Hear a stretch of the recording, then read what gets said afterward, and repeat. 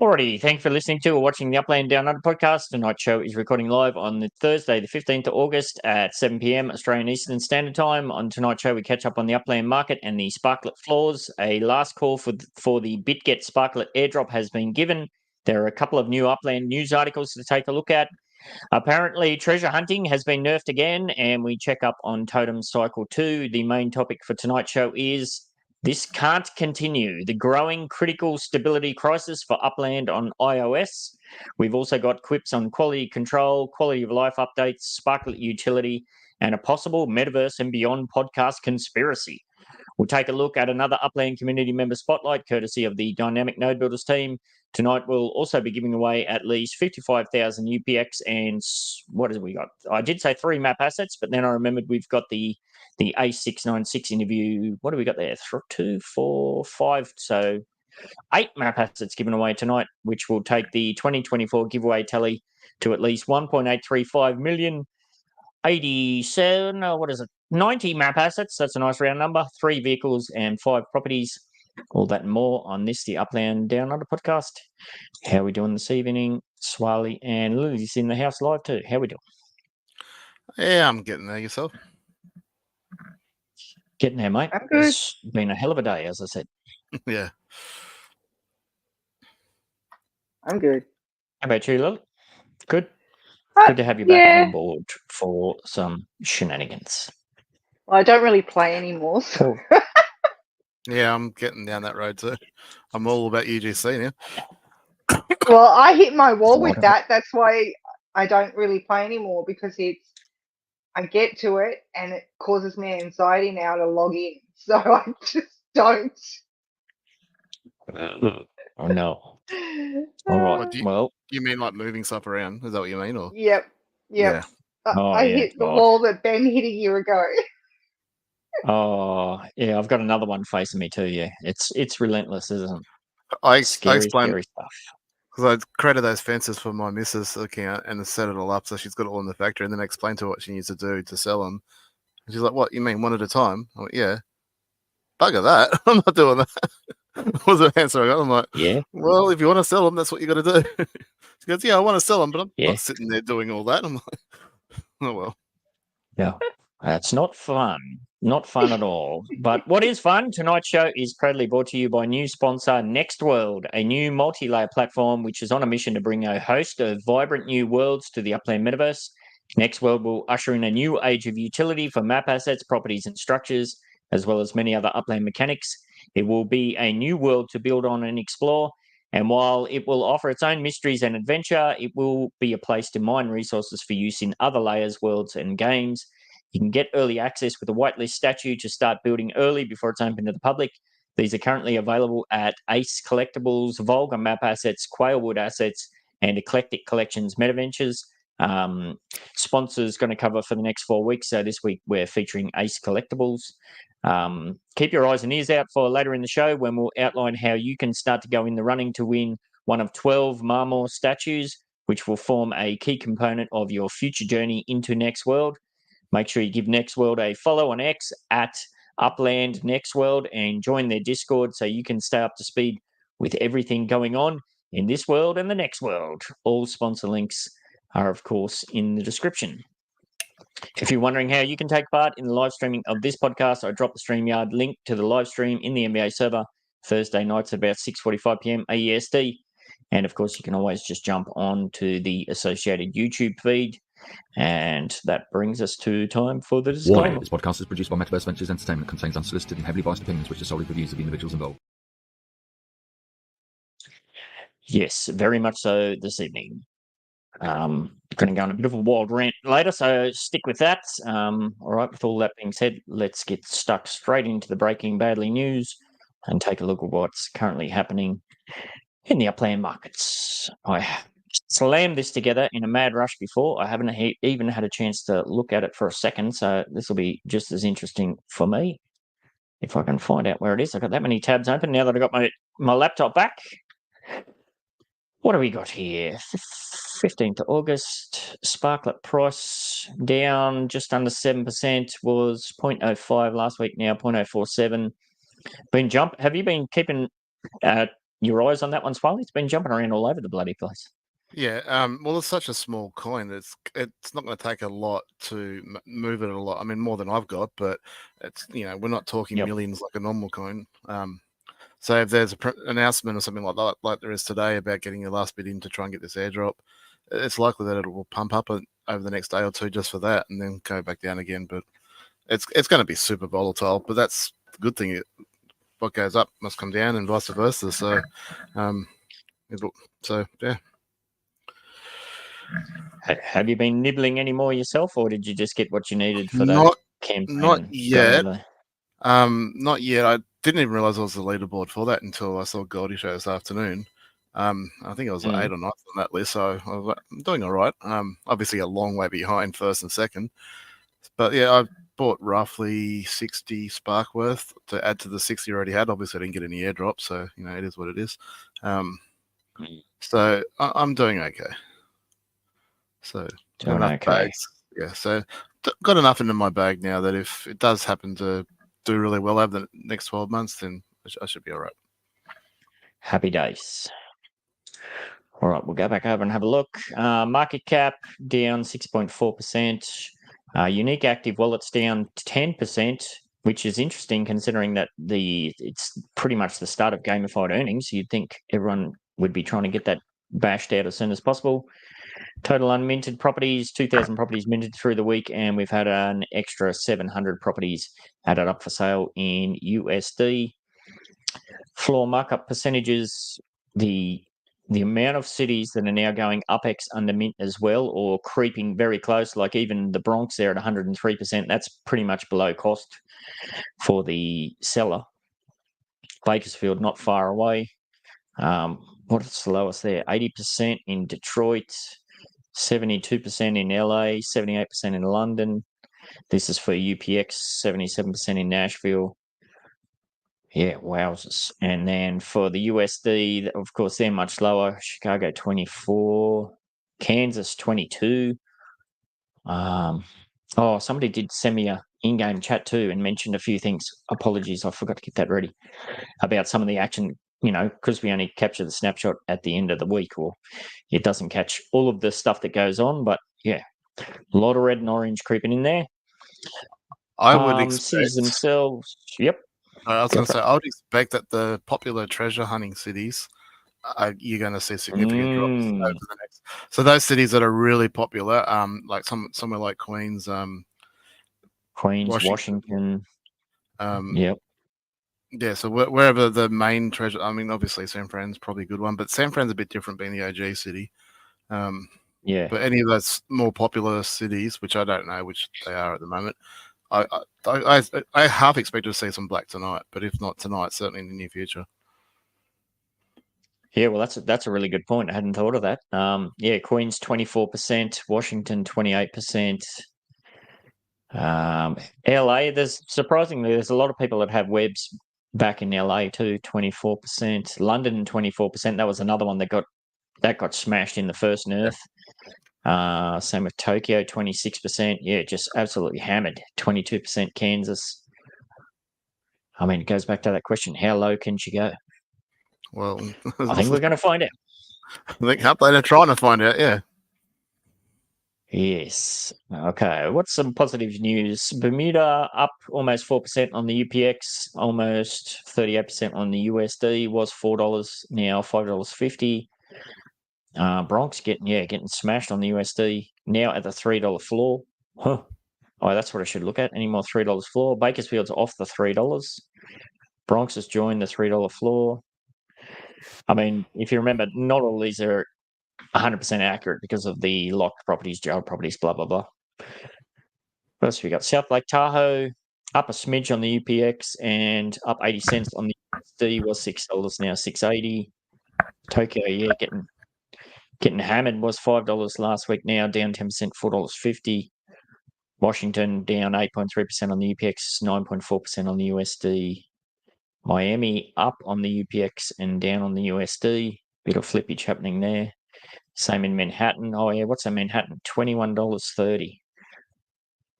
That dropped so much. How that's still maintaining that massive difference, hey? 75,000 for the UPX. Yeah, but selling 20 for 20 months. $20 is a lot lower than what it was. I was flipping them from $30. So that's still effective. Yeah, I remember humming and hawing about listing them for $49 back in the day. Yeah, well. All right. I think we're in for a wild ride over the next couple of months. Might be boring. All right. The hashtag for this evening for the live participants giveaway is critical. Make sure you get it spelt right. Critical. That should be there. Critical. If somebody, if you are in the StreamYard, you have to go and do that on the YouTubes. So drop the hashtag critical to be entered in the draws for that one. Right. Let's get out of there and let's go over a few Uplandy bits and pieces. So we've had the last call for the Bitget Sparklet airdrop. I think it was X1 dropped the thing there. The clock is ticking and the August 19th snapshot is just around the corner. This is your final reminder for everyone who connected their Bitget account to bridge in additional net Sparklet to secure your share of the massive 1.5 million Sparklet token pool. I did open a Bitget account and connected it, but I didn't KYC and I won't be KYCing myself. So I didn't take part in that. Is that what you said there was a leaderboard for? You can still connect your account because you've got an account number. I did that, yeah. So that should. I don't know how that works with accounting, whether they just go, yeah, you connected, and therefore you brought Spark in. So we just assume you bought it at Bitget. I don't know if that's how it works, because that's definitely how it worked with the car competition. So as soon as you linked your account, regardless of whether you use Bitget or not, you're in the Bitget pool. So I'd assume that this is probably no different. If you link your account and bring in, are you on this leaderboard at all? Oh, let's have a look. I wouldn't think so. You wouldn't think so, but have you bought Spark and brought it in? No. That's what I said. I'm not bloody KYCing on anything. I'm steering right the hell away from that. Yeah. No, but you haven't bought Spark and brought it in, so you haven't even bought it from. Oh, you don't need to do that. I'm just on the top page. I'm on the top of that page. Oh, where? Yeah. Look at you. Let me get out of there. 8th or 9th or something. Lucky 411,000. Wow, Dizzy Abdullah. Oh, yeah, there you are. You're 9. Cool. 60,000. So, so I mean, obviously, I don't know everyone's details and stuff like that, but if it worked the same as the car competition, once you link your account, because I don't think it tracks what you bought from Bitget. I think it just links that you've got an account at Bitget, and then therefore what you bring in goes to that pool. I don't know. So I'll have to check with someone else.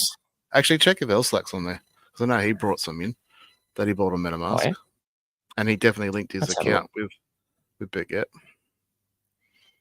He's L_Slack, isn't he? Did I jump out of? I always do that. Jumped out of bloody share screen. Not that one. So this one, this one.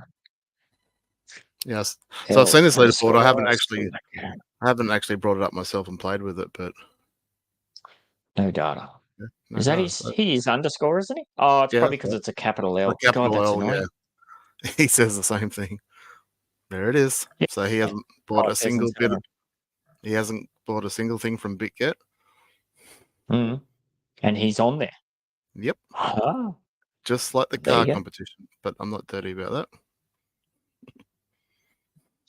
that. That goes back to the point where supposedly there was US people weren't supposed to be involved, but Yep. All right. We won't dive into that too much. Nope. There's a whole bunch of people. Yeah, they're dropping the critical. Let me just check that. Yeah, that's working with the hashtag. Yeah, I'm pretty sure you don't want to dive into that, right? No, not if I want. I don't want my account sent to jail. We'll glide straight over that one. All right.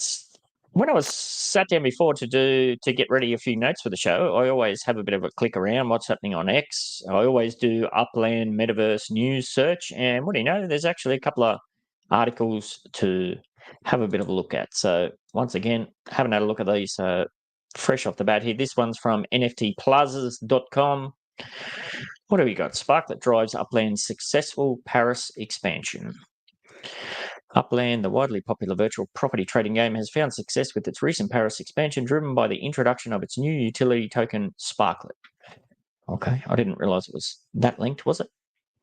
The token's significance was demonstrated during the recent Paris launch. Was it? The launch itself saw a rapid engagement with 75% of available properties being minted within the first 30 minutes. Okay, the pre-sale, yeah. Sparklet has been central to this success, enabling the construction of new exclusive structures. Oh, that's the angle they're going for. Okay. To date, 6,266 construction projects have been initiated in Paris, supporting the staking of 18.5 million. Okay, that's cool. It shows that there's a utility there.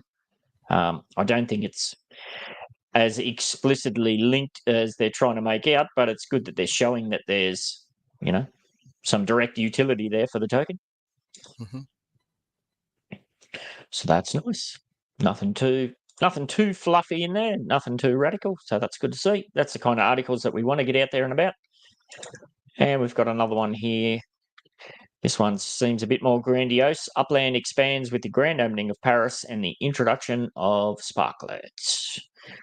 Upland, the popular Web3 gaming platform, has recently marked a significant milestone with the grand. Paris and St. Denis, a dual city launch. Okay, so this just seems like a bit more of an information one. Sandbox and Paris, a strategic partnership.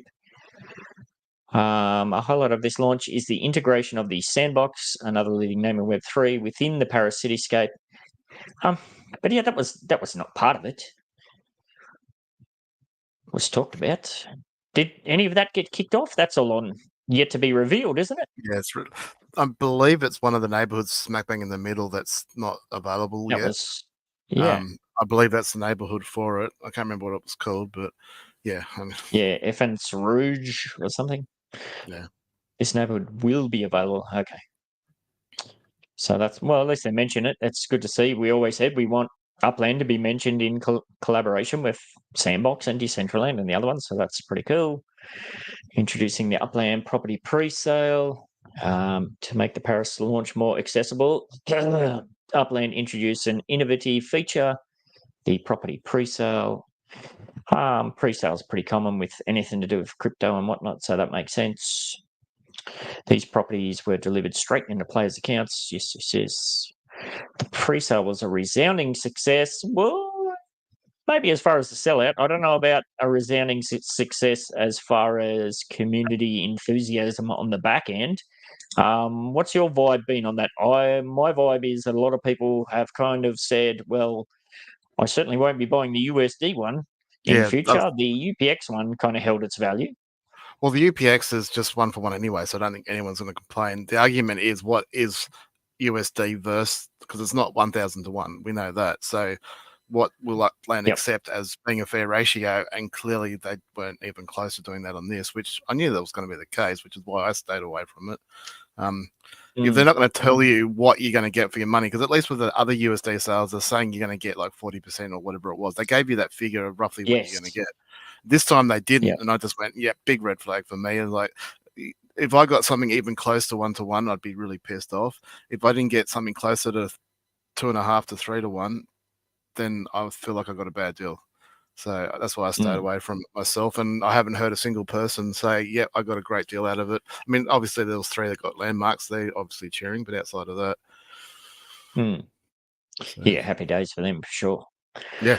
Then we've got a bit of copy and pasting about the Paris stuff, the structures and whatnot. Future of Upland and Sparklet. As Paris continues to expand and develop within Upland, Sparklet will remain at the forefront, driving further innovation. That's good. Again, they're kind of hinting at utility for Sparklet.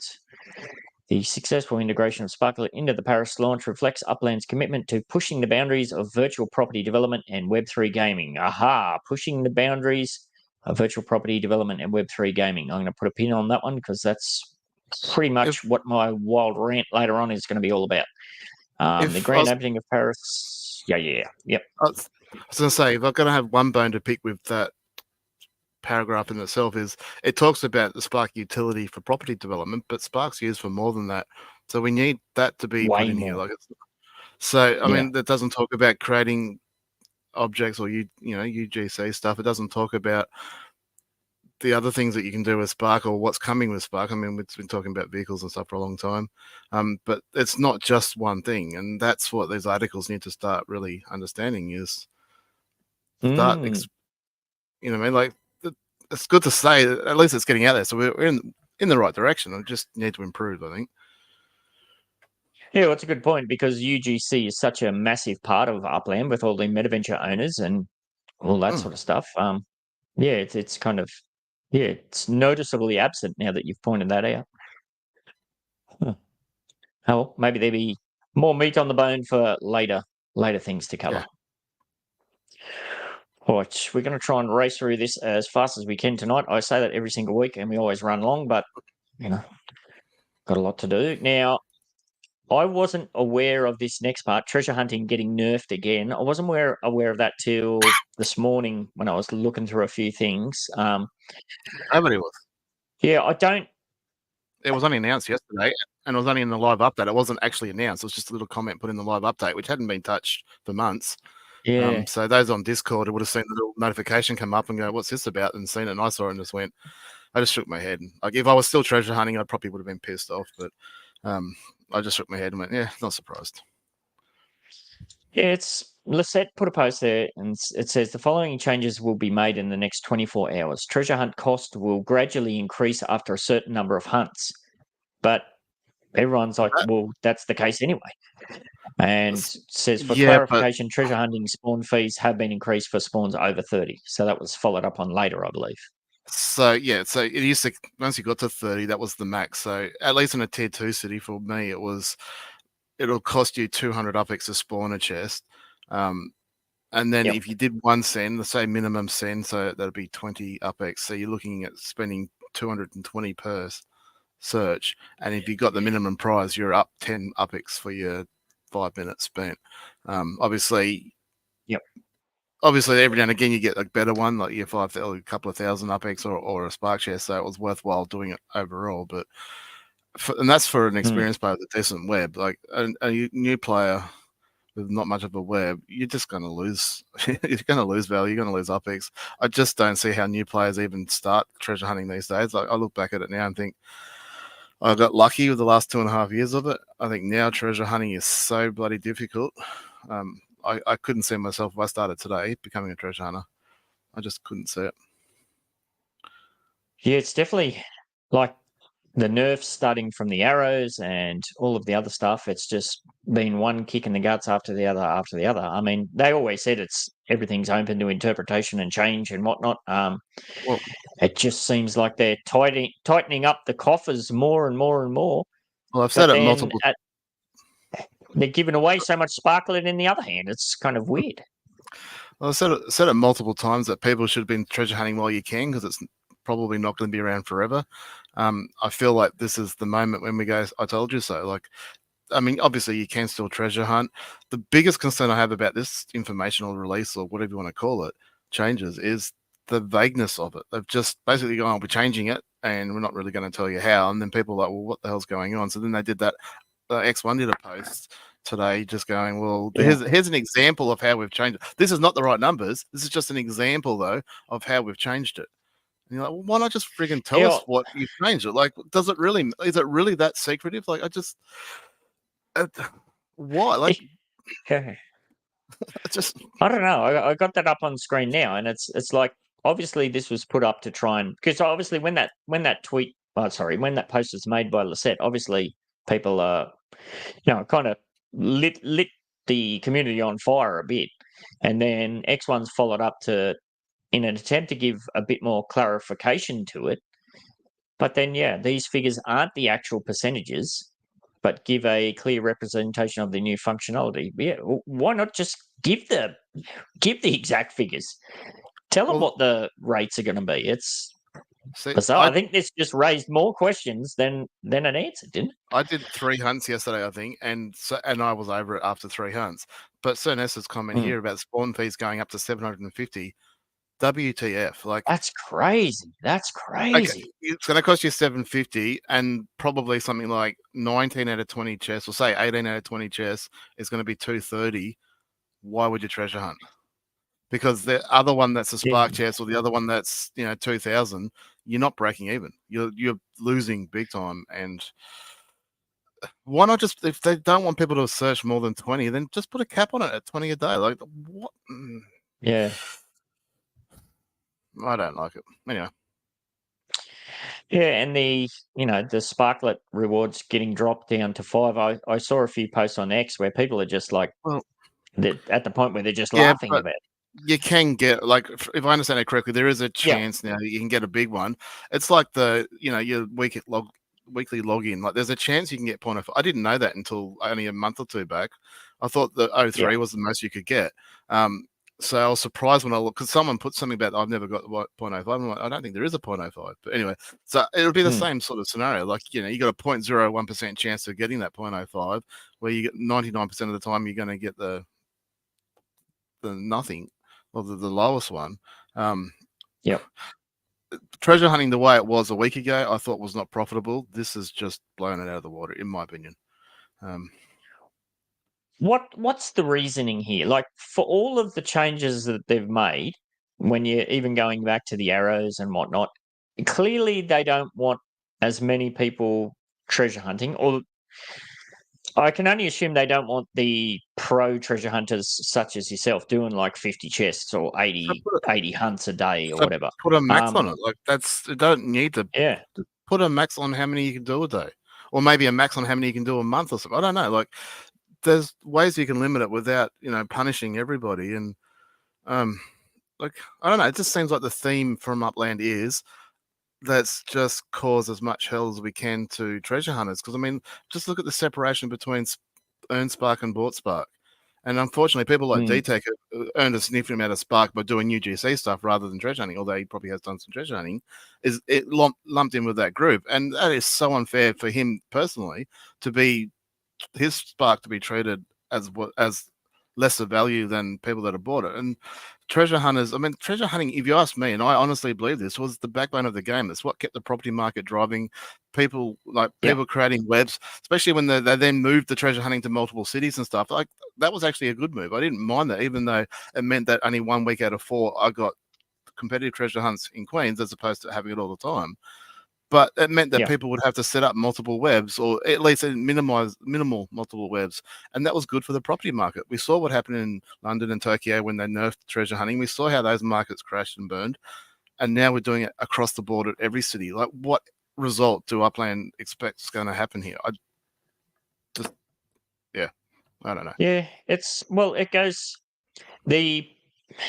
The property market was always supported previously by collection swapping. That was a big thing for probably a year or more. Then that got the kibosh put on it. So a lot of people dove further into the webs and whatnot. And then, you're dead right. Like, the amount of properties that were bought, minted, sold, whatever you want to say, there's so much of that was all based on treasure hunting webs. Yeah. And that's, I can only think that they're just pushing as much as they can to really limit the amount of free UPX that's out there. But then on the flip side, we've got gamified earnings now that we only got to do 12 of the 15 missions to get like the super duper boost. So I'll just comment on I don't know. I'll just make a comment on Sones's comment. I can't speak for competitive treasure hunters because I never was a competitive one. But in terms of grinding, I would, towards the end there, I was averaging close to 100 a day. And because I kept track of all my stats for most of the time, even after the treasure hunting nurse of all the increased costs and stuff like that, on average, I was getting close to 10,000 UPX a day and probably close to 0.1 spark a day. So, it's even more rewarding than what Cerness is saying.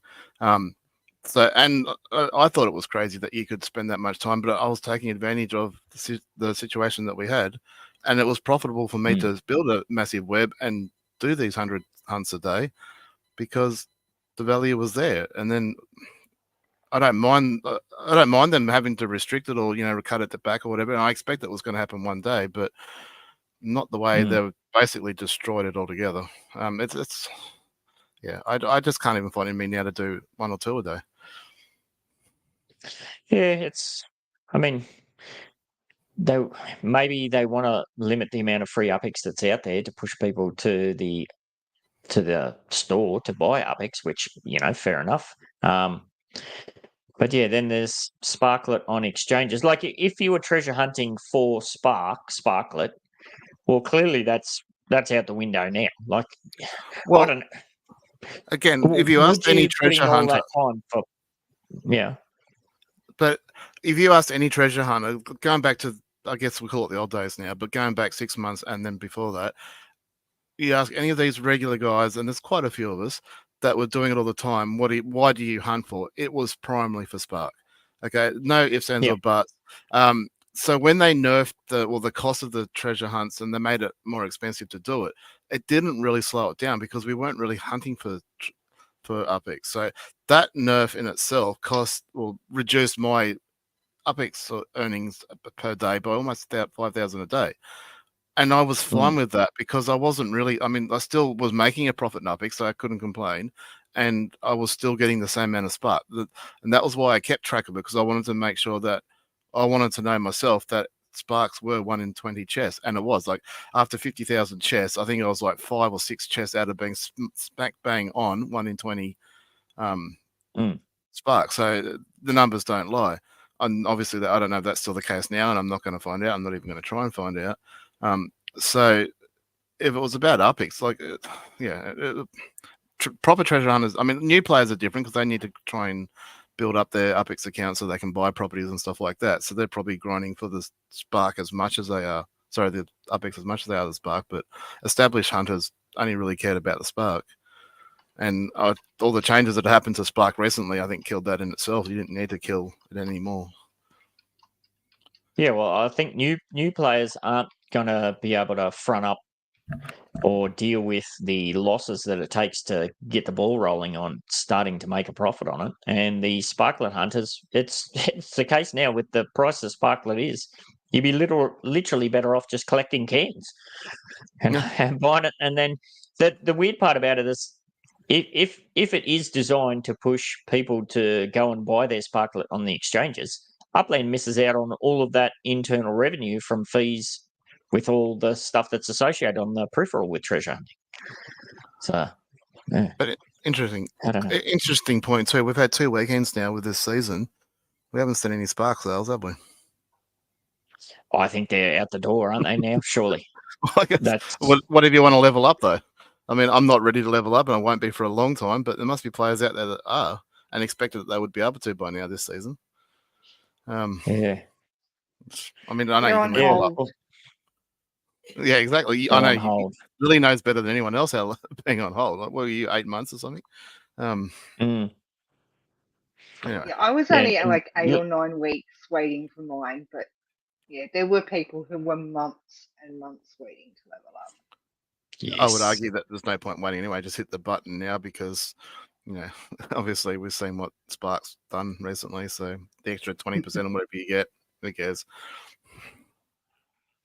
Yeah, and Lily, you've got a good point there in chat in the StreamYard as well. Even the sharing around of send fees is pretty much dead. So yeah, it all has a knock-on effect. So yes, very, very strange indeed. All right. Well, moving on to something that maybe a little bit more on the opposite side. Totems Cycle 2 is here. That's all kicked off. I think if you didn't start yours already, it's too late now, isn't it? Yeah. I think you missed the 5-day. 2 days ago or something, yeah. Is it? Yeah. I was sitting around the other night and I was bored, so I started my 3. I did a bit of math and I wasn't sure if I was going to run out or not, but then I remembered that the Pythons are linear. So they kind of started to... They're paying out pretty well. Like, I've got 3 green ones, so they're only 24-hour feeds, but I forgot to feed them last night. So I fed them at 4 o'clock this morning. So I don't know how that's going to impact. Need to set a daily alarm. Yeah, but I just won't. It goes off. I'm shocking for that. I'll turn it off and I'll completely forget about it. So I thought it was going to be the case where I was going to lose a lot more straight up because I remembered, I think I had a red one last run, but at the moment, 4 days in I am, and my running total is negative 313. So I've been I've been spending about 120 and getting between 60 and 70, but I thought I was following the guides fairly closely that are out there, but my feeding percentage score has just been dropping. It was 99, and then I think it's down to 96. So I Have you played around with crossed- feeding it more, less. Have you cross-referenced it with Buellerman's site? Yeah. Because I just I've went been to using that, and Mm. I've been one or two of mine. I double fed one of mine by accident, so it dropped down. But the rest of them is, I think one dropped down to 99.9 or something. Otherwise, they're all at 100. Well, I won't say 100% because it's not a percentage. It can go above 100. But yeah, way above apparently. I find that his site, as far as I know, is about as accurate as we've got to work with at the minute. I'm not saying it's perfect, but until someone shows me a better formula. I mean, we obviously get little to no feedback from Upland as to what's going on. Yeah, you spent Protom, you got no message. Well, that's no news is good news is kind of what you got to roll with. Yeah, I just before we kicked off the show, actually, I went to log in, and for some reason my login kept bouncing back. So yeah, I'll have to check that out. Share? I can share it. Give me a minute to set it up. Bring that up. Yeah. Go on to something else, and because I've got to log back in. Just give me a minute. Yeah, that's all good. Well, what we might do is now I tried to do this when I did the chat with Ace on the weekend. Now, if you've been following my ranting over the years, I've forever ranting, and we'll get to this later as well, with the white screen crashes on iOS. As I was talking with Ace, I went to bring up my Upland account on the web on my laptop, and it white screen crashed on that as well. So, I mean, I'll save that for my rant later. But while you're doing that, I'll just see if I can check in on mine, see how they're going. My 3 Pythes. Be interesting to see. Yeah, it white screen crashed on the app on the browser, and then it was like it was cached, and I closed it down, opened it up, and it was just white screen crashed. I actually had to turn it off and turn it back on to get it cleared out. Oh man, that's taken ages. You've got so much So there. this is my best one. Yeah, but I'll save it for my move them to a different city so they're not. Don't keep them in Midtown. That would be my advice. Why I should know. I have to? I know. I agree with you, but at least for the short term, just move them so you don't move them to where you've got no buildings and no map assets, so you can just click on them and away you go. 95, yeah. So that's dropped down again. So all right, if you're good to share, I'll hand it over to you. I am not because I love the site, but the login, I hate the login. I hate the way that you've got to register. It bounced for you too. The email verification. Yeah, I hate that, Buellerman. Please change it.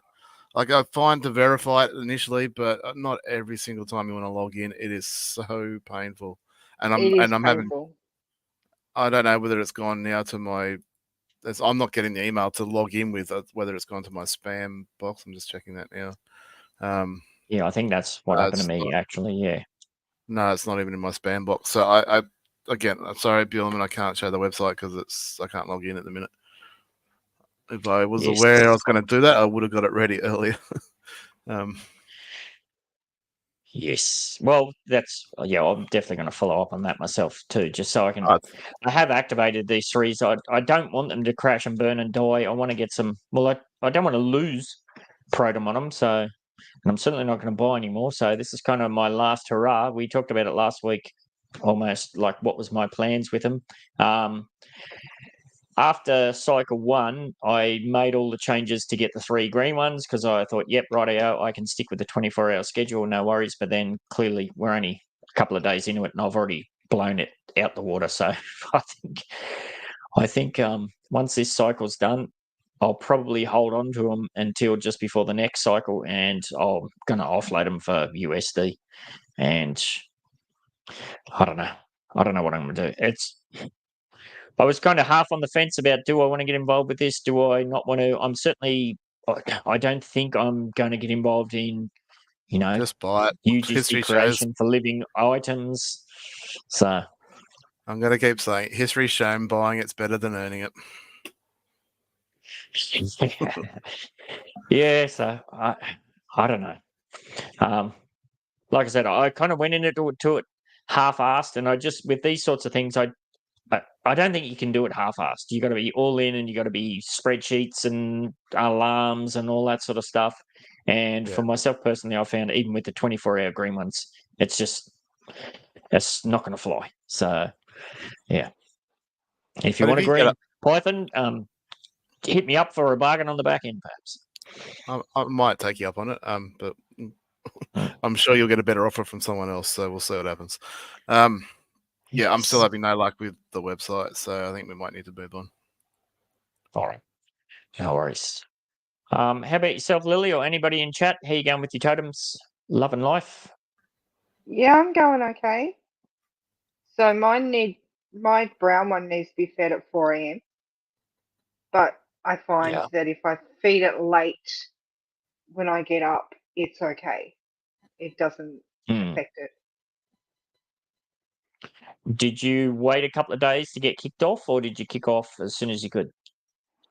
Oh yeah, I waited till like 3 days in before I started. Cool. Yeah, And I figured Yes. we set hubbies and mine up at the same time, so they'll all started at the same time. And we picked like 10:30. That way his will need to be fed like half an hour before he gets up in the morning. So he can feed that before he goes to work. That's why mine has to be fed at 4 o'clock in the morning. Nice. Very good. As he's out the door, don't forget to feed me, bloody totem. Yes.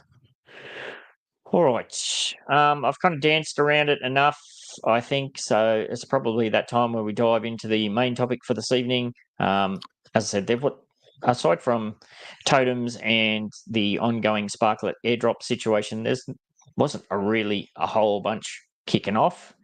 So I had a bit of a reflection as I was trying to feed my poor old totems and probably level up tech in chat. Swally, you just had it up before. I'll put it up again.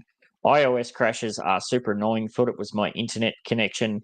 Mate, it is definitely not your internet connection. What did I say to you in chat? And I said this to D-Tech as well, Swally. Upland, the foundations of Upland for iOS specifically appear to be made out of biscuits, and it's starting to rain. Speaking of whether it's internet connection or whether like I think it was that Huyan was saying, has anyone else noticed? And I don't know if it's just me. When you're trying to do the feeding of totems, every time I hit, well, not every single button, bloody well close to it, I have to hit it. I'm on a PC, so it might be different for a mobile. Yeah. What the hell is that about? Every single time. No idea. I've got to hit and I'm hitting. I'm going. Am I not missing the spot here? Like, I'm taking my time, and I'm like, I was almost yelling at the missus because the very first feed I got her to do it, so she knew what to do in case I wasn't available, and she was hitting it twice. I'm like, why are you hitting it twice? Well, just hit it once. And she's like, oh yeah, and I'm like, no, you're doing it wrong. And I'm like, no, actually, you're not doing it wrong. It's like, do I have really bad hand-eye coordination? Am I missing the button here? Like what is causing like anyway? Again, first world problem. Like if that's the worst we're going to do with Upland, I can live with that. I assume that's a PC thing rather than a mobile thing, but just anyway, we can move on. Well, it is also the case on mobile, but if you're on iOS, just being able to get to that screen is a feat unto itself. Yes, I guess it depends on where your totems are placed, but totems is only one aspect of this. It goes to the collections. When you're scrolling through collections, it goes to the in-game chat. It goes to map assets, moving map assets. It goes to legits. It's widespread all through the game now, where the widescreen crashes. Now, I've been raising the issue about widescreen crashes on iOS specifically. I had a look through my chat history in the Upland General since 2020. I've been saying, look, this is something that needs addressing. Of course, once UGC came on board, and even way before then, as soon as building first came on board, it was super noticeable straight away. I mean, I'm just looking up the stats of iOS devices out there, and going Yep. on this website, which was 6 months, or this article, which was more than 6 months ago, Apple surpassed 2.2 billion active users, 2.2 billion potential players. No, let's not worry about them. As Elslack will say, just go get an Android. Like, no, it's I get what you're saying, Elslack, and if you like an Android, happy days, stick with your Android. Yeah. But that is not Yeah. the approach. That is not the answer. I mean, 2.2 billion people. I mean, I don't know what that's compared. I mean, I could go, I guess, search how many people have Androids instead, but which one's higher or lower, I don't really care. 2.2 billion is a significant number of people that are going to be inconvenienced by this or crashing or whatever. Like, imagine this being your first time playing the game and it does that. Like, okay. I'm Well, out. you just, yeah. I put up with it because I've grown up with it, basically. Yeah, When I'm exactly. trying to do something and it just crashes nonstop, I kind of just roll my eyes and just deal with it. If I was a brand new person that saw one of those articles about Upland and I've like, oh, great, this is a mobile first, Web3 latest whiz bang fadangle thing. You download it and you try and do anything and just white screen crash after white screen crash. Well, you're going to say, well, this thing's nowhere near ready for anything. Delete. I looked at the stats before as well. Apparently, iPhone users are about 22% of the world's smartphone users. So, okay, you're going to say, well, the vast majority of them don't use iPhones. Fair enough, but many of them do. Many of the full-on tech people do. And if you're coming from the tech world and you see just relentless white screen crashes, you're just going to think, well, what is this thing? It has been people on Android to say, we'll just get an Android, or people that are web-based say, well, why are you doing it on mobile anyway? It was always marketed and is pushed as a mobile first thing. That was what distinguished it from Sandbox and Decentraland and everything else, was its availability and ease of use on mobile. But it's becoming farcical.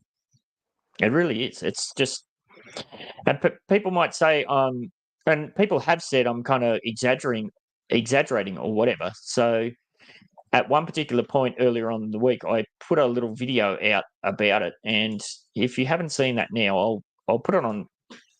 I won't do the whole thing. Well, I'll put it on 2x speed, so you'll see it doesn't go for very long. But this just gives you some indication of what we have to do. So I believe I was, 7:18 a.m. So I'm in a rush to try and feed me Totems before I have to race off to work. And here we go. Here's my journey. So I scroll into Midtown Terrace, scroll down, try and find white screen crash immediately. Didn't even get to load half of Midtown Terrace. Scroll back in. Where are they on the bloody map? Oh, there they are. White screen crash. Okay, let's try again. Scroll back to about where they are. You've got to scroll right in. White screen crash. Okay, I'll scroll right in again. If you scroll right in, you got half a chance. Okay, we'll look like we're good. We found me totems, and I'm going to click on one to feed it. White screen crash. Okay, thankfully it loads again. So I collect me Protem, and then you X out of there, and I go in to feed the other one. It's just the same thing. White screen crash. It's just, how many is that? I've lost count. Was that about 9? White screen crash. Can I just make one comment? Because I know I'm going to hear people in at least their thoughts going, well, why don't you just go through the map asset menu and feed them that way? Can you explain to them why you don't do that? Because I know people who aren't going to realize. Just show them. Just bring it. Oh, you don't have it on PC, do you? Well, if I want to scroll through my map assets, I'm a UGC content creator. I think I've got 2,500 map assets with no search function. So yeah, that's not doable. And people say, well, I think I was DMing Elslack about it as well. And he was like, oh, I think you better start a new node. I'm like, but isn't the point of all of this is that we want the Upland map to be full of buildings. We want it to be full of map assets. We want it to be full of all these 3D item things. It's the game as it stands now. The foundational core of the game on iOS now is corrupted beyond belief. I don't know. It's just, it's mind-boggling how just crazy it is. Like, is it a you can't coding do issue? anything. Is it a coding issue or is it a server issue? Is it the server or whatever's driving it not coping with the information overload or whatever? Like, I mean, if it doesn't happen, I don't know. if it doesn't happen on Android, well, then maybe it is a coding issue. But It's been happening, like I said, it's been happening. It happened in 2020 with just collections. It used to white screen crash. I sent through crash logs and all this sort of stuff. As soon as building became available, it was happening then. Of course, as Midtown Terrace has expanded, it got worse and worse. I've submitted crash logs as part of that. As map assets kicked off, of course, it kicked up a notch. If you've ever tried to do any moving of assets on iOS, it's just a crash fest. Lily, you know this. I know this. Ace knows this. There's all these little cheats that you learn to do. Like if I'm sending assets from my factory to my showroom, well, I send myself to the factory in my Block Explorer because I know it's going to white screen crash 100 times, and it's way faster if the game reloads and I'm already on the factory. Like I say, that there's things that I put up with or that we put up with because we've grown up with this. We've learnt to kind of get around it. But again, I go back to the point. If you're a new player or even if you're a new partner looking to get involved in Upland and you download this on the app and you want to scroll into, it's not just Midtown Terrace, it's Monero or Quailwood or any of these built up places. And even it's not even super built up places. It's just becoming insane. One place I find the issue with, because I've treasure hunt on my phone. I don't have didn't have a lot of issues too much there. I know there was a Level Up Tech has said that they've had some crashes while treasure hunting. But the number one place I have the crashes is when I see an announcement. Oh, I'll read that on the phone, not really thinking. Click on it, bang, gone. Yeah. And I'm like, oh, that's right. I've got to go to Discord. And then I've got to shut that down, go to Discord and read the announcement there because it's just pointless trying to read anything on the iPhone. And I even tried scrolling really slowly just to see if I can get to the bottom, and then you'll get 3/4 of the way down because you have to go past because I haven't read any for ages. And then I'll see the start of the article I want to see and crash. And I'm like, oh, you've got to be kidding me. I'm like, I give up. Yeah. Let's go to Discord. And that's wrong. We're leaving the game to get the information we want about the game. And it's like... Yeah. So, and that's not even the map assets and the 3D. No, and that's got nothing to do with the fact that Midtown's built up to the hilt. And I've got enhanced graphics turned off. I've got everything that I can turn off, except if I turn 3D assets off completely, well, what's the freaking point? So, well, you won't be. So you won't be able to see Totems, will you? No, you won't be able to see anything you're doing. So you couldn't click on them and you can't beat them. Yeah, there's people have expressed concerns, and people have, kind of lost their lolly in general or whatever, and rage quit or whatever because they don't like the Upland management or the communication style, or they don't like what's happening to X and X markets. I'm fine with all of the ups and downs with all of that. What horrifies me, what scares me is that, the core foundations of this thing on iOS are just, there's something fundamentally flawed, something really, really wrong or broken. I don't know. I don't know what it is. I've been raising the issue for years and years. There has been, it hasn't happened recently. Like I raised the issue again just recently in the UCN channel, which got no reply at all. But I've had replies in the past where, can you send that through in feedback? Well, if I'm sending that through in feedback, does that mean that Upland themselves has no awareness of this at all themselves? It's just... I don't know. Yeah, I really don't know. Of all the things that concern me, this concerns me the most because having been a game developer myself and having a look back at some of the spaghetti code I used to write, it's bloody hard to go and fix back problems that are ingrained.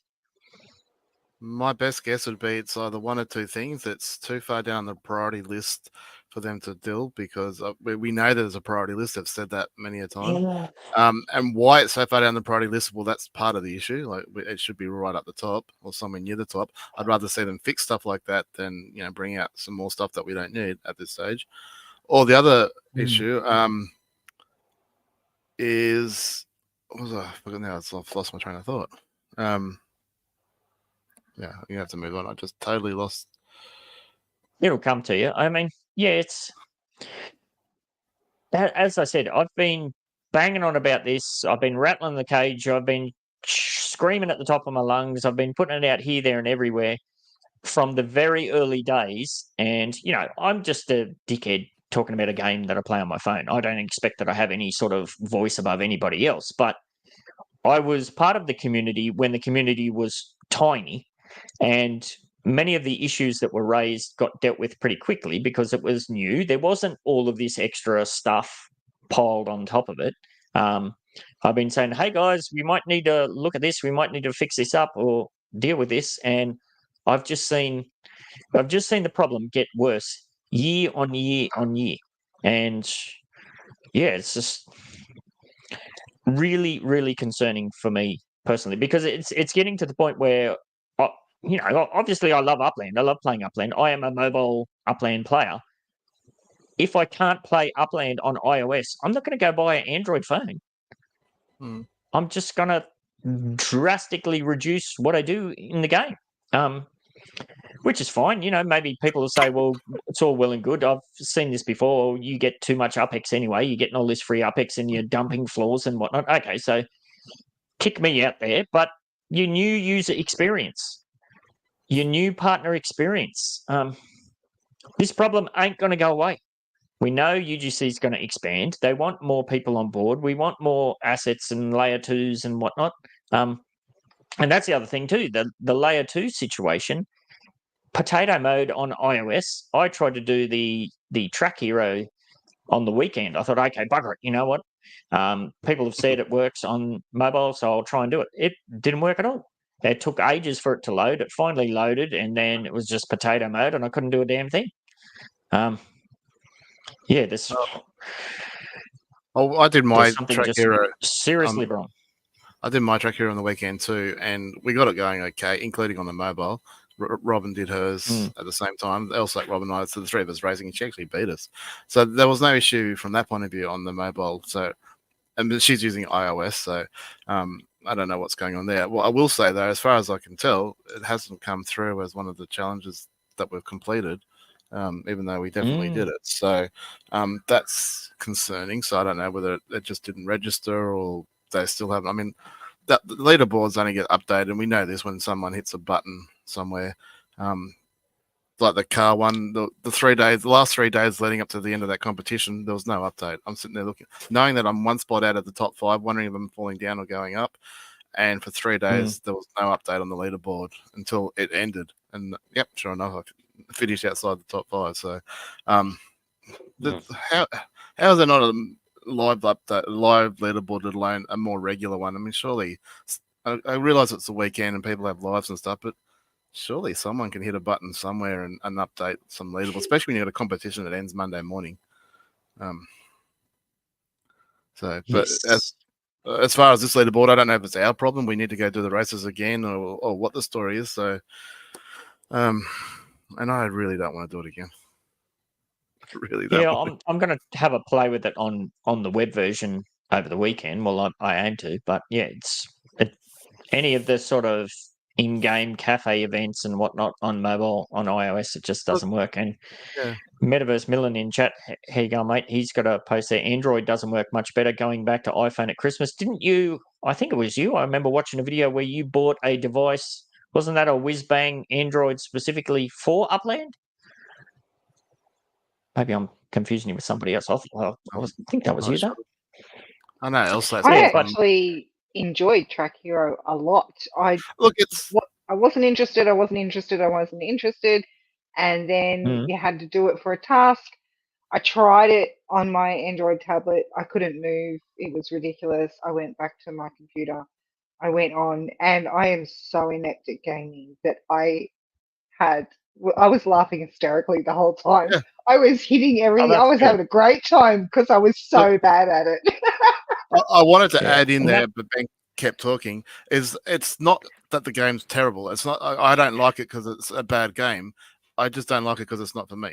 And I think that's fine. It's not the sort of game that I would ever play ever in my life, and therefore I'm not really interested in playing Track Hero. But as far as Upland Layer 2 games go, it's probably one of the better ones. I think it's better than car racing, which is getting better, but with the more interactive that you can do with it. So hopefully it continues to get better. But it is a bit of fun, and I don't know about this throwing stuff and sabotaging people's races. I didn't get involved in any of that, but it's a bit of fun. I don't like the idea of spending 5,000 UPX to do a race though. Yeah. Oh, it was only 100. Yeah. We sat there and waited for it to tick over back to 100. But yeah, I don't know. People doing a 5,000 one, so yeah, pass. UPX to burn. Yeah, I mean, just to kind of put a bow in my bit of a rant there. Yeah, I'm extremely concerned about that issue because, as I said, I'm an iOS mobile player.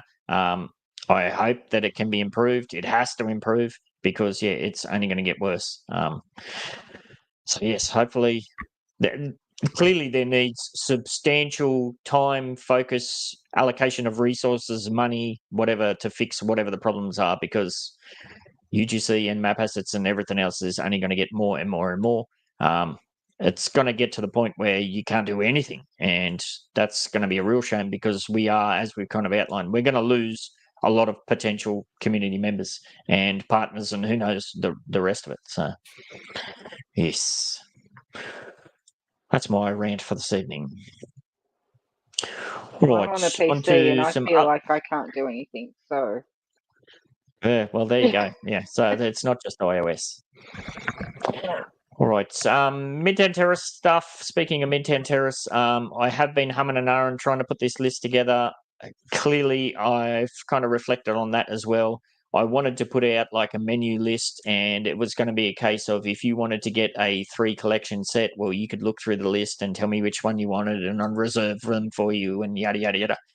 Clearly, it's become very obvious that I'm just not going to have the time to do that. As we get closer and closer to the end of the year as well, my in real life work situation ramps up a lot beyond belief. So what I'm going to do, I've actually got tomorrow off because one of my kids is home sick. So tomorrow I'm going to start listing them at the community arranged prices. I'll list a selection of the collection townhouse properties and the smaller townhouse ones as well at the designated prices. So I know Angry Ursia, there was a few different people that reached out that wanted to know when they were going to go on sale. I'm going to start listing them tomorrow. Just it's going to be first in, first served because, yeah, clearly I'm just not going to be able to put the time in to put that whole thing together the way I wanted it. And people are going to get jackers sitting around waiting and they're going to blow their UPX and the USD on something else. So keep your eyes and ears out for that if that was something that was interesting you. And don't forget, as part of that as well, Midtown Terrace residents, we do a monthly prize giveaway for them also. Right, moving on to QIPS, questions, insights, provocations, and statements. Link to the Google form in the description. Make sure you include your in-game name in your submission, and if we use it, you'll win yourself some kind of prize. 4 to get through tonight. First up tonight, 6 Week 6 starts off by saying, in your interview with DTech recently, which was 2 weeks ago, it was mentioned again about players flooding the Upland market with map assets. Hello, iOS crashes. It's not just that, but the racetracks as well. He goes on to say, I've participated in some racing lately and have found some tracks have flaws that cause glitches that will stop your car or even send it to another part of the track. Upland needs more quality control as soon as possible. I haven't played around with tracks myself, but that's interesting that it's walking you to a different part of the track. I'm confused how map assets is linking to the track being faulty though. Like to me, they're two different issues.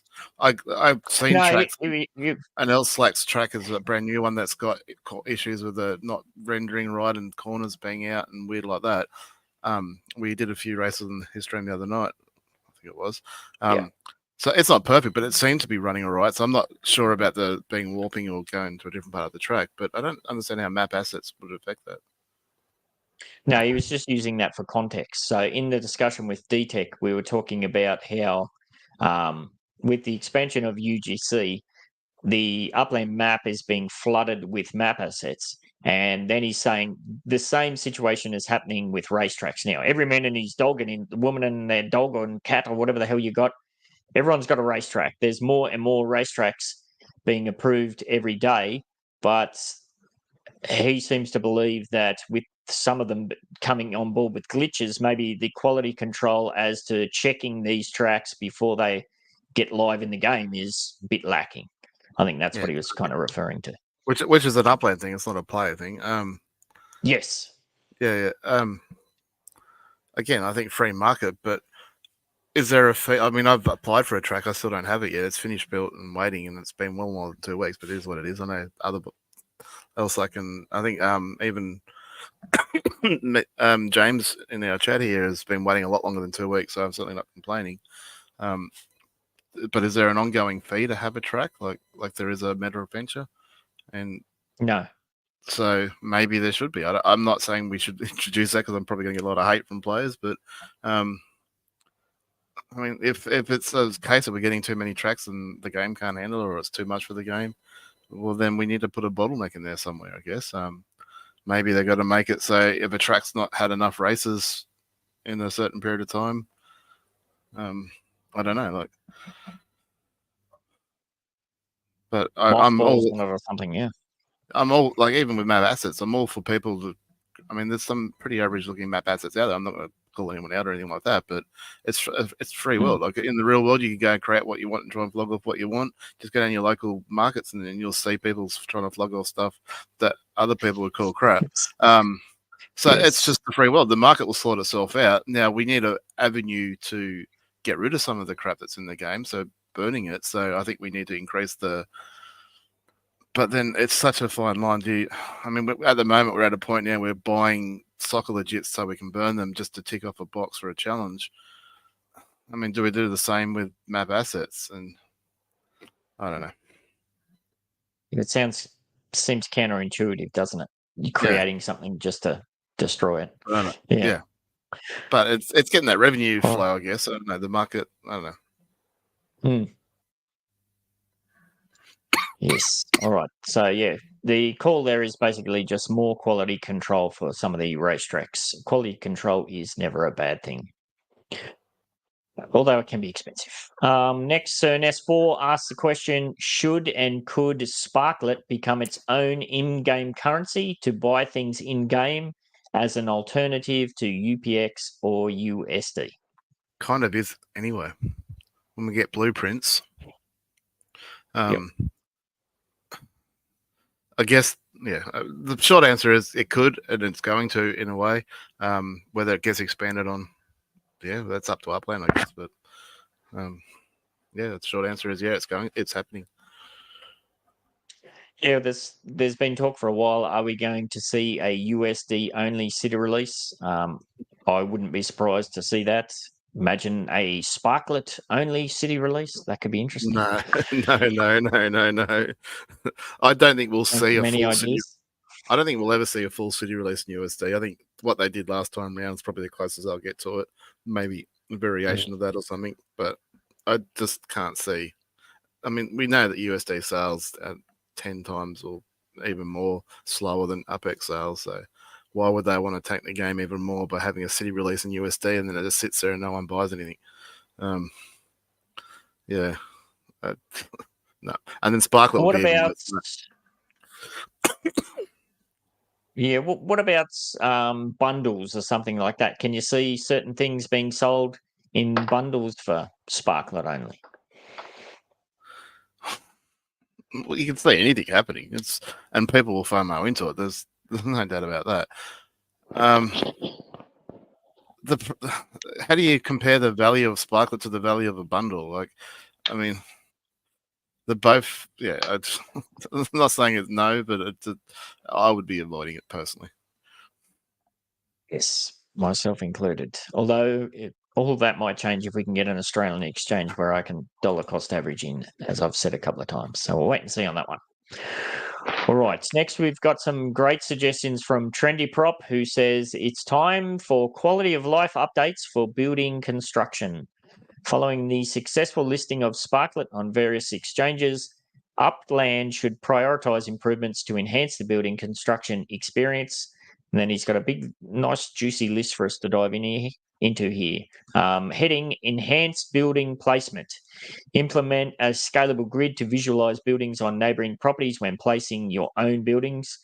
That can be very frustrating if you're trying to line up a certain number of buildings in a certain spot, and you kind of have to take a guess at it. So yes, absolutely. Next point, introduce customizable alignment lines to aid in precise building alignment. Yep, so you could set a line that you want to stick to for a certain area. Absolutely. Introduction of intelligent placement proposals based on the street front and existing buildings in the neighbourhood.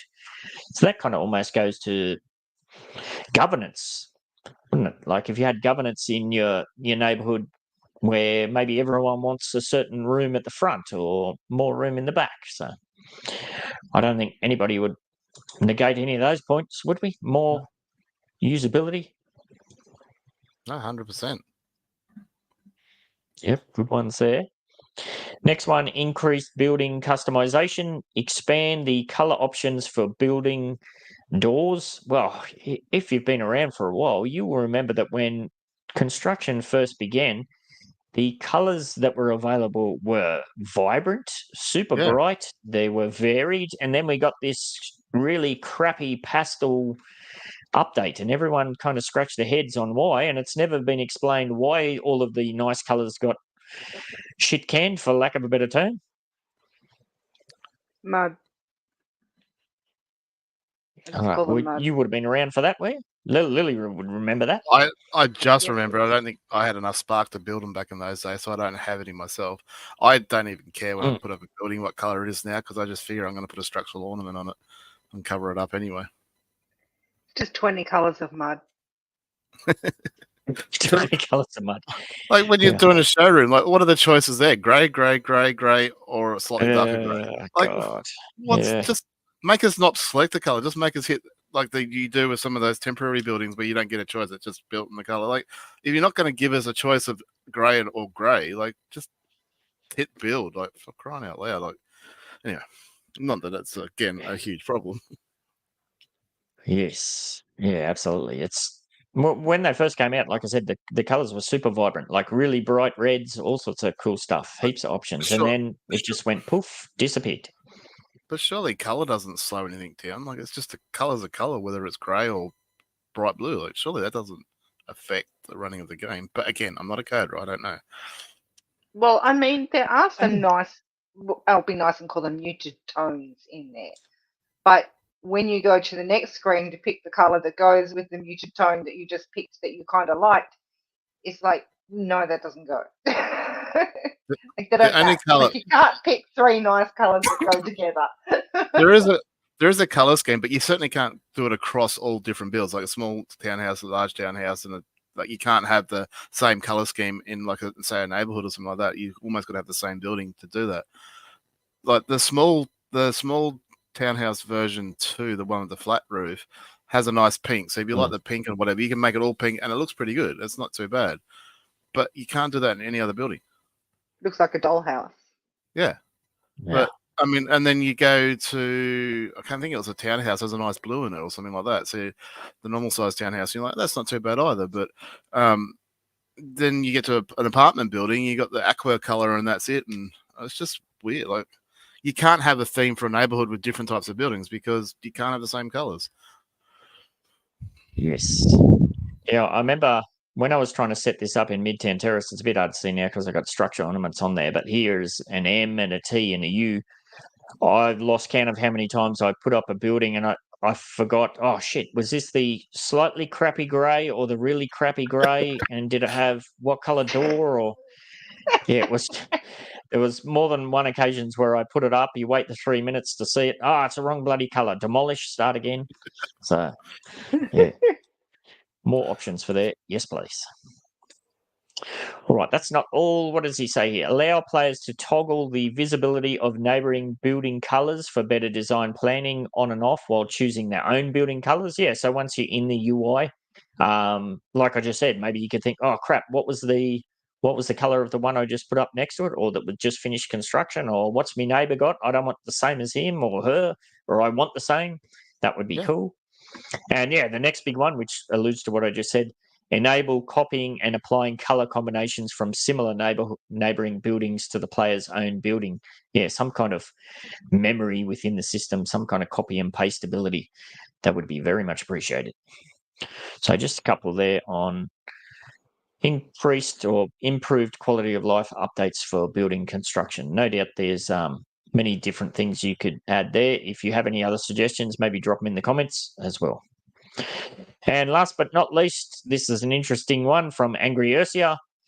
Angry ponders, okay, Ben 68 and Ace 69.6 from the interview we just did on last weekend. He says, might be something to the sequence of numbers here. Birthdays both in June or maybe August and September. Conspiracy, possibly? No. Even I know Unfortunately, that. no, mate. I wish it was some kind of conspiracy. I believe if you have a look around, there is a Ben 69. There's probably a Ben 67. There's, who would know? There'd be an Ace 68. People like to play silly buggers with those numbers. That's one of the things I didn't ask Ace about that. It's probably a question best avoided given the context. But it is 696, so I don't know. And adding a few years no, to I'm your not age to get to 68. No, he said that's June. what everyone Like, thinks. could be June 8 or Yeah. something like that, or August 6 or something like that. And that's what my numbers are actually. The 129 is January 29. So,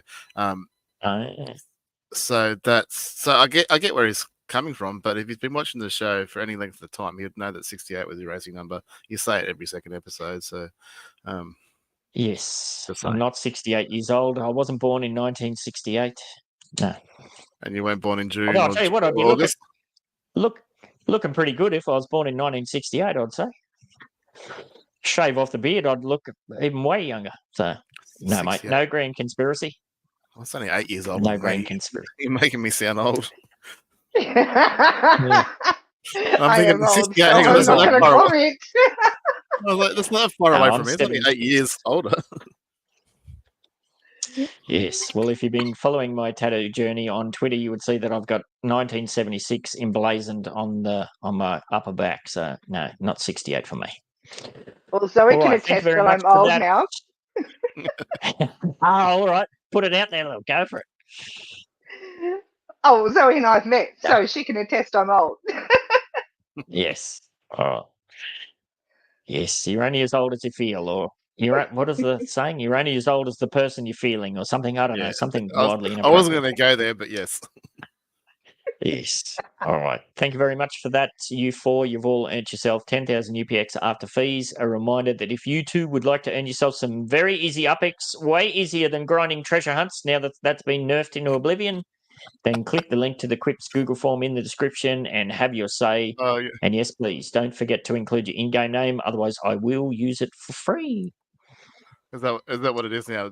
The Upland Down Under show is better than treasure hunting. There you go. Yeah. Well, I think 6 week 6 would attest to that. He, like I said, he cleans 10,000 UPX out of me every week. So just about every And week. not only that, 1, 2, we won't say which show, but 1, 2, Next World, was it? Yeah, Next World on the same. I was going to say that when you were talking about Next World earlier, is if you get 3 of the same, you can then you trade them in and upgrade it to the next level up. So if you the bottom one's $15.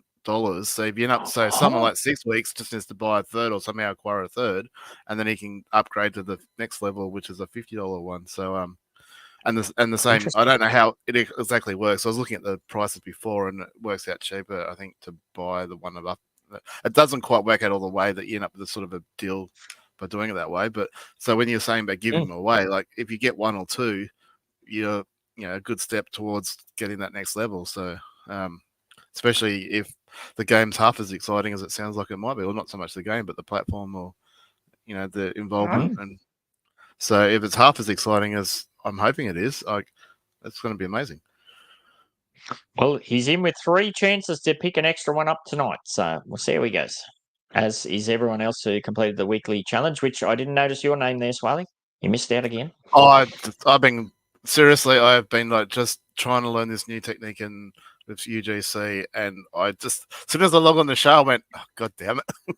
As soon as I saw the pop up from you, I was like, so confused. You have to go in there to hit the pop up, and I was like, God damn it! Like, you got to give me to the end of the show to do it, and then I'll be right. Oh, yeah. All right. So, yes, that's all coming up here very soon. Live participants, if you just joined, make sure you drop the hashtag critical, and that has to be in the YouTubes. All right, we'll move on. In this week's Getting to Know Community Members segment, care of Mesme and other members of the Dynamic Node Builders team, they're featuring Antipodes, who is currently an executive with a net worth of just over 10.5 million UPX, 370 properties. Now, I have put down 1,250 Sparklet because I see that UPX World has had an update there, so we'll take a look at that in a second. His home residence is in the Arleta neighborhood of LA, which didn't ring a bell to me at all, that one. Arleta, I have to check out what's going on there. He's got 76 structures, 5 vehicles, and 1 totem. So did you see that? They've had an update on the website now that shows... It shows that... No, that's mine. Not that one. This one. It shows they've changed it to Total Spark to Total Sparklet now. Yeah, but it's still reading wrong. That's because definitely not the figure. Yeah, because I looked at mine. I've got 10 Sparklet. Woo! Been playing for 5 years. I got 10 Sparklet. Yippee! Yeah, it's mine's saying I've got 990, so I'm doing better than you. But yeah. So I wonder what that is actually tracking. It's got to be tracking something. It's getting that number from somewhere. I started doing inquiries because I was obviously going to do that Sparklet segment, and I wanted to be able to track like people's balances of Sparklet because I mean we used to have websites that could do it all the time. You just print out a report and show you who's what, and I was going to try and track like the biggest players and what they're doing with it, like the top 50 or something, and just see what sort of movement there was going to be in Sparklet. That was one of the ideas, but as far as I know, and I was talking to Buellman about it during the week, there's no way to track in-game Sparklet. So I don't know I don't know the background or how it all works. I mean, obviously we could do it with Spark, but Sparklet's obviously a different coin. You go on the blockchain and look at it. You can see people's balances for UpX, but you can't see their balance for Sparklet. I even tried doing a report just for myself to see if I could get the AI to calculate how much I had by all the ins and outs I've had since I started playing, and then that just got too crazy with all the time you buy, like you're building. So every time you're building, that's a transaction in and out and stuff like that. So after about an hour, and I was still thinking, I just went, I'll give up on this one. I'm not doing that for 50 people. No. All right, so let's have a sneaky peeky at Antipodes, what he's got going on. It's a progress chart. Very linear, bit of a bump here and there. Massive gap between mint net worth and properties net worth. Holy moly. That's almost as bad as mine. Very much a node. Pretty early on. Yeah, it must have gone right into nodes from day one. Let's have a look at what do we look at that city chart? So it's all in on LA, 207 properties there. We can go Los Angeles. Now it's probably Arleta. So he's all in on Arleta. So yeah, that's what it is then. In there. He's certainly taken a little gamble in there. I wonder if that's his own little project, or if that's not something that's popped up on my radar. Let's have a squeeze.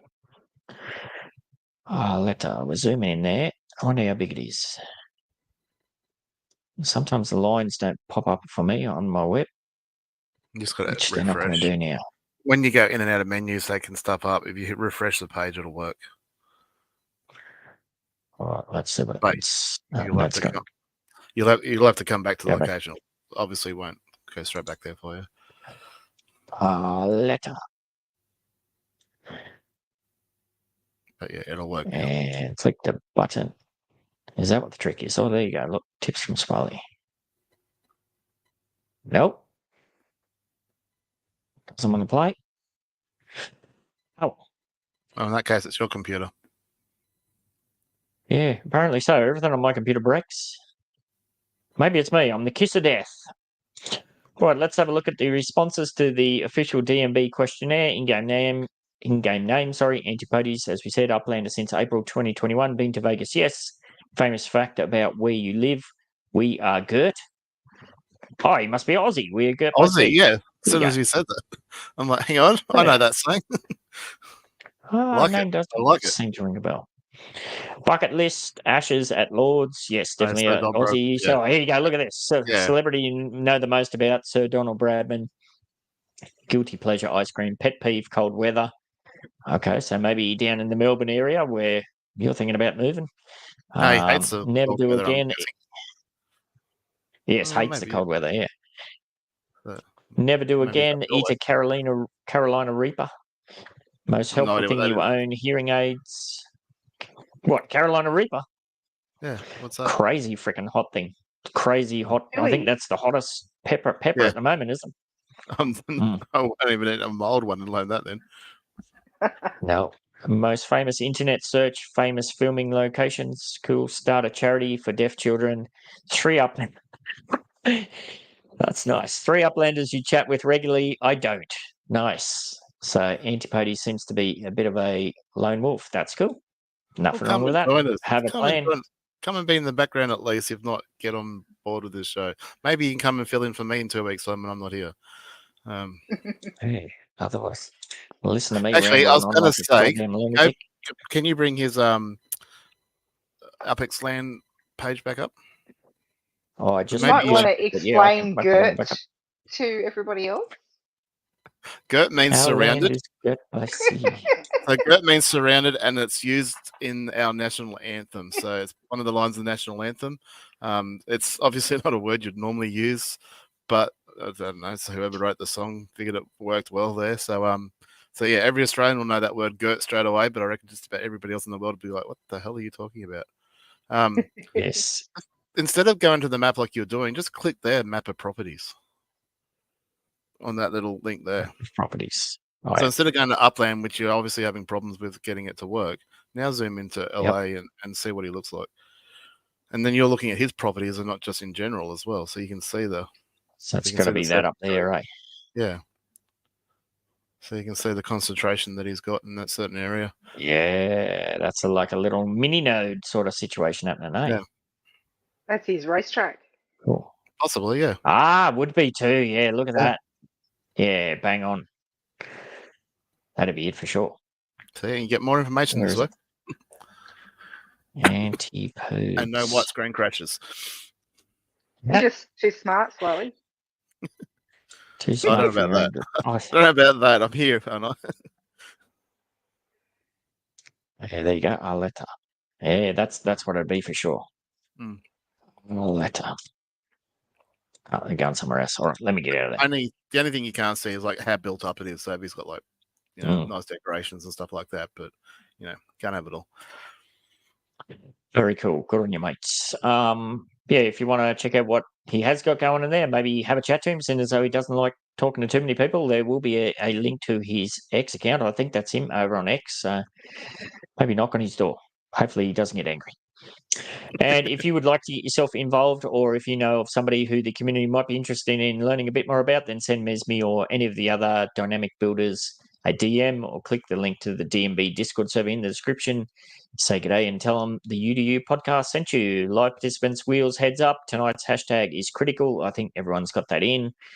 Time for some giveaways. Last week's challenge for the NBA server competition wheel was to get yourself in the contest channel within the NBA server. Let us know what your plan of attack is for Totem, or was for Totems 2.0. And of course, if you're going to sit it out for any reason, outlining why you were going to sit out is valid entry also. All participants will roll for a chance to win 10,000 UPX after fees. And if you put through a full entry, you'll also have a shot at 5,000 UPX bonus prize. Not only that, of course, you're also this week, straight at the bat, you're going to go in the running for 3 chances at getting one of the first batch of whitelist statues, care of show sponsor NextWorld. NextWorld is aiming to usher in a new age of utility for map assets, properties, and structures, as well as many other upland mechanics. All the links to what NextWorld has got going on in the description. Let's give that away, hey? So I got to roll this once for just the 10,000 UPX, and then we'll do the bonus, and then we'll roll over to the other wheel. Yep.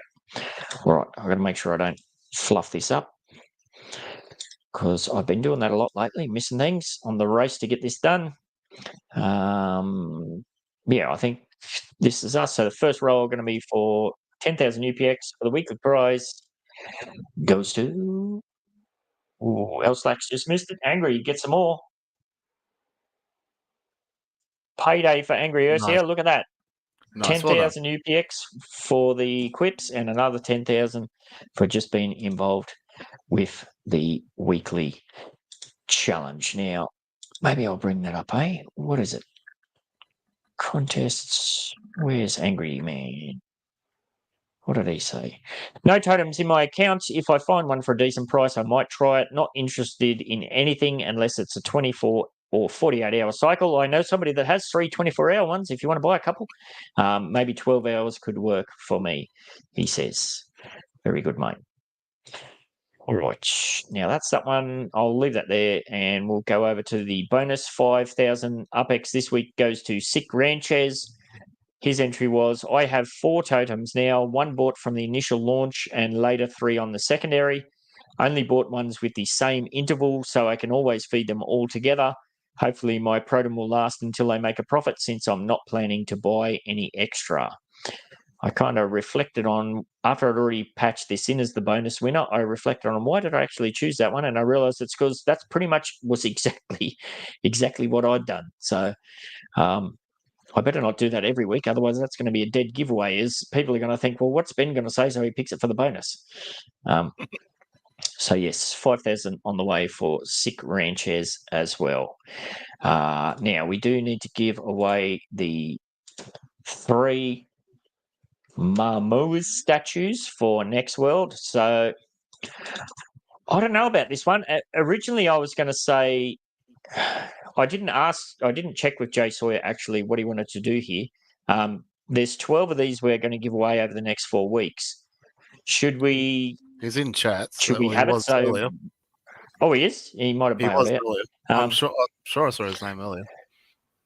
Well, if you're in chat, Jay, let me know.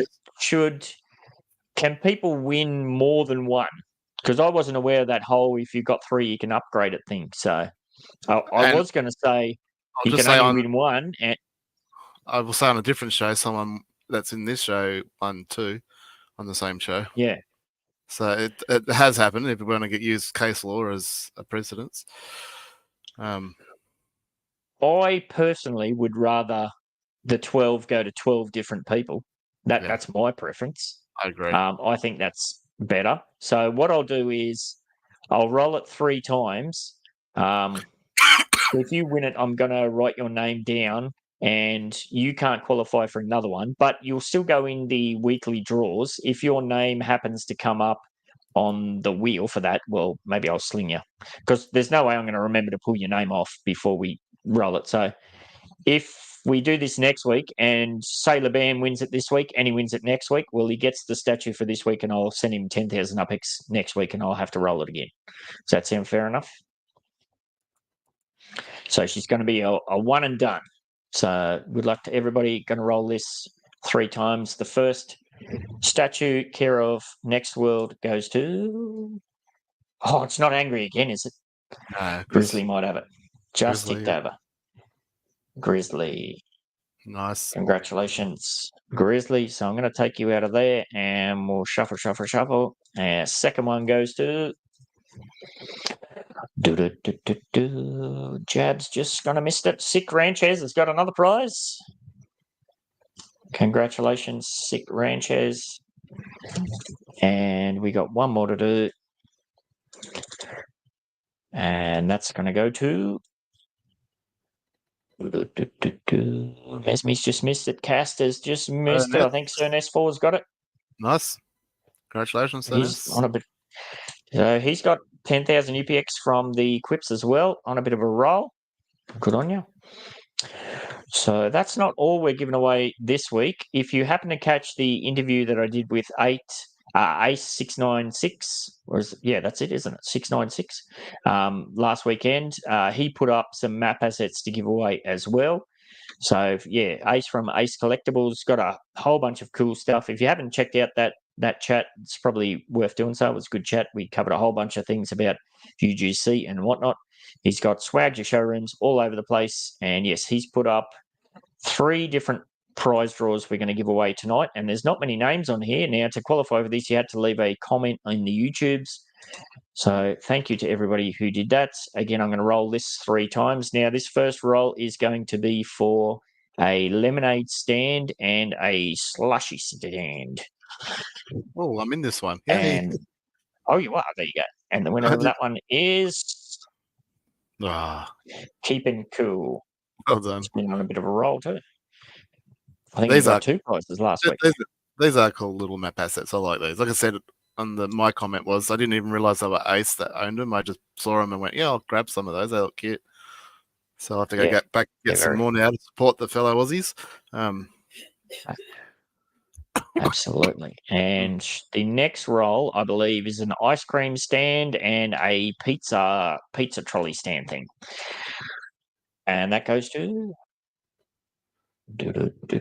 Swally's missed it. Laban and Cass. I think Cass might have it. Cass. Cassastra, congratulations. That goes to you. And one more to do. Shuffle. Now, this is for, let me check here. This is for the 3 of the marble pillars, a set of 3. And they go to, gosh, that's making a weird noise. At Scott. All right. I don't know at Scott off the top of my head, so I'll reply to you in the YouTubes. Hopefully you see it. And we'll go from there. I'll put you in touch with Ace and he'll take it from there with those ones, I believe. I just asked Ace one question via non-feedback channel. Any chance we can get a donut stand? Won't elaborate on that at this stage, but I'd like a donut stand. Well, I think the Sharks got that if you want a covered. donut stand, yes, I just went and got one of I those myself. haven't Googled it. I was just thinking I wouldn't mind. Here we go. Let's see if it's going to work. Where's my 10 Terrace? I just picked up one of these myself. They look bloody awesome. I'm going to have to go get some then. I think it's, did I put it here? Yeah, my residence is a goddamn mess. I see Look at the that junkyard. pink. Yeah, here it is. Yes, there it is. Awesome. That's kind of what I want. All right. Where do I go to get one of them? Actually, I did see that now. I did see her put that out. And I was like, I need to get on to things. My brain's And not she being has an with it. ornament to go with it. Yeah, actually, that's what I Yes. saw was the ornament. I saw that one. I don't think it was a stand. Yep. I think it was the ornament. Yeah, I'm gonna have to go Yes. get me some of them. Yeah, very cool. Awesome stuff coming out from the UGC community. All right, so we haven't done the live participants will giveaway. Hang about for that. That was all last week's challenge stuff. This week, the challenge is to get yourself in the contest channel within the NBA server. Let us know the details of any glitches and crashes that you experience and the devices information that you're playing on. Of course, if you've got no idea what I'm talking about, because for you, Upland runs pristinely, then letting us know that and the devices you're playing on will, of course, be a valid entry as well. So you're doing your own sort of survey, are you? Kind of. I mean, as I said, it's an issue that I've been raising for 5 years almost. So yeah, if we can get some information, I'll do what I can. I'll pass it through. There's only so much individual players can do if we kind of collate some information. I don't know. As I said, I've been rattling the cage and doesn't seem to have done anything. So if it all crashes and burns, at least I can say, well, I tried my best to raise the flag. So if you do that, you will go in the draw, as everybody just did then, for 10,000 UPX after fees, a 5,000 UPX bonus prize. You'll also go in the running for 3 more chances at getting one of the second batch of whitelist statues, care of show sponsor Nextworld. Don't forget to give Nextworld a follow on X to stay up to date with all of their progress. Just search at Upland Nextworld, or even easier than that, check out the show sponsor links, which are in the description. And that brings us up to the last bit to do for this evening, and that is the live participants giveaway. Hopefully you got your hashtag criticals in there. I see there's a few in there. Now, that's right. I always forget how to do this bloody thing. I got to go to that one first. Where is it? Giveaway tool. This one. And I got to press this button, and this tells us who's going to play. Oh, we got it working. Nice. Cass is in there. Ryan. Maui. Nice. Very good. Let's jump on over to this wheel and we'll see what Maui's going to win. I've been here, there, and everywhere in the little Upland map, and I've been picking up random map assets all over the place. So I've got lots of mystery map assets to give away. But no, Maui's going to clean me up for 15,000 UPX. Congratulations, Maui. All right. And that pretty much does us for this week, unless anybody else has anything to spam, spruik, share. Any more tips, Swiley? That was awesome at the end of last week's segment. Except for it made a liar out of me. But yeah, that trick definitely works. Trust me, I've put up over 200 builds in the last couple of weeks. So I learned a few things about putting up builds. So it definitely does make a difference. So you do need to just move. Anyway, I'm not going to go. It should work. I'll confuse people if I half talk about it. So, all good, mate. All right. Well, on that note, I will bring this up again. Thank you very much to new show sponsor Nextworld. If you have been looking at doing some giveaways as a bit of a sponsorship, we don't charge anything. It's just a matter of you put up some stuff for us to give away. We don't have anybody booked in for the next slot. So if that's something that interests you, reach out and we'll do what we can to get that organised. So a reminder that if you're in a time zone that fits in with the Thursday night recording schedule, streaming schedule of starting at 7 p.m. Australian Eastern Standard Time, and you'd like to get involved, the link to the weekly podcast is dropped in the NBA server about 50 minutes before the show starts. You can come over and have a chat before we kick off. And that invitation, of course, extends to any of the channel's podcast productions. So if you have an Upland NFT or Metaverse product, service, or event to promote, and send me Ben68 a DM or get yourself in the NBA server, which is linked in the description. And yes, don't forget to check out new show sponsor Nextworld, which is aiming to usher in a new age of utility for map assets, properties, and structures, as well as many other Upland mechanics. If you like what you see and you want to get on board as an early adopter, consider picking one up of one of their tiered whitelist statues, currently available at Ace Collectibles, Vulgar Map Assets, Quailwood Assets, and Eclectic Collections Metaventures. Pardon me. I nearly got through it. Links for everything covered in the show, including the sponsor showroom links, are, of course, in the description. And on that note, pardon me. You're so close.